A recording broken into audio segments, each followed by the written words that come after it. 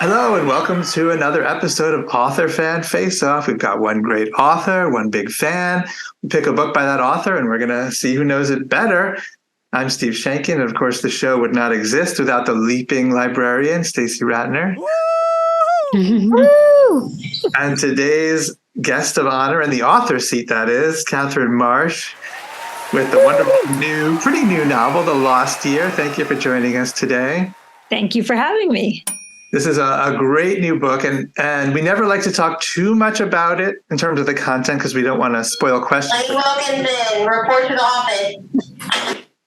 That wasn't us. Hey, this happens. Some of us are in school. Yeah, give us just a really short introduction to what the book's all about.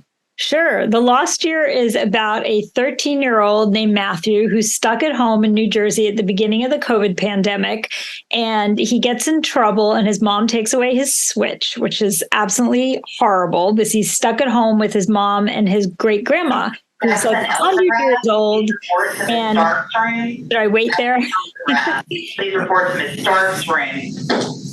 So Matthew's stuck at home with his great grandma, and his mom makes him help her clear out her boxes. And in one of them, he discovers a haunting photo that upsets her very much. And he realizes that she's been keeping a secret that goes all the way back to Soviet Ukraine in the 1930s. So the story is about Matthew's detective work to figure out what happened to his great grandmother in Ukraine. Great. All right, Stacey, why don't you do the honors and introduce our challenger? I'm super excited to introduce Christian, and she is from Louisiana. She loves to read, play the French horn, and is an actor in the Talented Theater program. Yeah! And she's very excited, and she loves the book, which I do too. So let's just jump right in. All right, welcome, Christian. Good luck. And Thank you. Go. All right, Christian, this first question is for you. When the book begins, Matthew is playing his favorite video game. What is it? Zelda. Yes, which I did not even know was a real game until one of my students was so excited that it's a real game. So yes. All right, and this is for Katherine. In Mila's first chapter, an envelope arrives at the family apartment. She tears it open and screams when she sees this inside. Ooh, a louse. Yeah. So I love this because I actually read an account of this happening, of typhus infected lice being sort of given to officials like Mila's dad who were involved in perpetrating this famine. So that was an actual, it was something I read, and I decided that I would incorporate it into the book. Great. Wow. Good first round. All right, Christian, my turn now to ask one for you. Matthew's dad is working as a reporter far from home. So where is he? Where is he working? He's in Paris. Nice. As a journalist. Yeah. Very good. You're rocking. All right. Food. We love food questions, Katherine. Early in the story, Helen, another of the characters who lives in the 1930s, her father is forced. They're kind of having a showdown of wills. He's trying to force her to eat a particular dish. What is that? What is the food? The food is stuffed cabbage. And I know this because my Ukrainian grandma I grew up with, was an amazing cook. But that was the one dish I didn't love and was just a little bit more resistant about eating. But I ate everything else she made. So I decided to put that scene in the book. All right, back to Christian.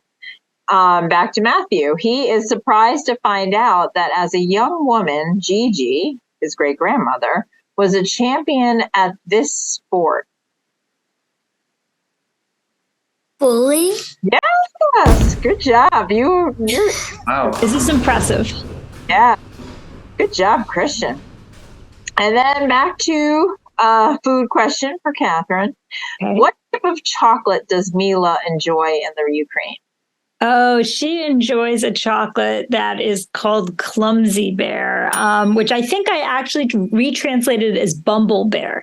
And it's interesting because I speak some Russian, and I actually looked at the way it had been translated and felt it wasn't quite like it didn't quite capture the full meaning of that, which is more like less clumsy and more bumbling. So I changed it to Bumble Bear also for the alliteration. All right, we're all tied up. We've got a couple of pretty good experts here. Of course, the questions are even harder from this point on. Uh-oh. All right, there's one more food one for Christian. Helen, okay, this is a Helen question. Other kids make fun of Helen when she brings her favorite lunch to school. What is that lunch? Caviar? Brown caviar. Yes. Yeah. Yum, yum, yum, yum. That's awesome. Yeah, another food that people have strong feelings about. That's awesome. All right, Catherine. Yeah. Matthew is excited when he gets a package from his father in France, but he's disappointed when he finds this inside. So he gets a notebook, and so he's disappointed because he wants something a little more exciting, and his father just wants him to journal about his life. A very writery sort of gift to get. And speaking of writing, back to Helen. This is for Christian. When Helen discovers the truth about the famine in the Ukraine, she sends a letter to this newspaper. What's the name of the newspaper?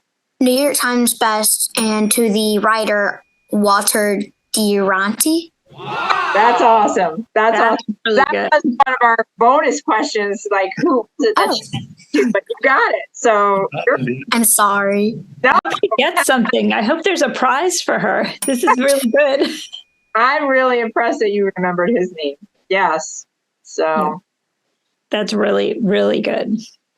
Yeah, I thought that part was really good. It was really creative. Thank you. Thank you. I definitely wanted to write about that. And, I thought it was really important for Helen to sort of feel she had a voice and she had a chance to kind of, tell the paper what she knew, and realizing that the reporting wasn't accurate. So that was something that my background's also as a journalist. And so I'm very interested in making sure that kids kind of learn how to read the news and be critical about it when they do so. So that's why I worked that in. So many good themes in the book. And Catherine, Mila and Katya formed their own club. And what is it called? It is called the Committee or Club for Motherless Daughters, because both of them lost their mothers. And I thought there were all these like crazy communist clubs that people invented over the years, like, kind of to support, for example, mothers, people who had lots of children. So I thought it'd be fun for them to invent their own club. Awesome. This is great. This was great. Couldn't trip them up at all. But we come prepared for such eventualities with a bonus question. Not the one Christian already answered, but another one. And all right, so I'm just going to ask it. And this one, unlike the other questions, if you do know the answer, just let me know. Raise your hand, and I will call on you. And I'll see who I see first.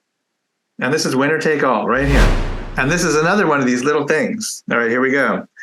What is Mila's papa's, her father's, nickname for her? Yeah. The little fox.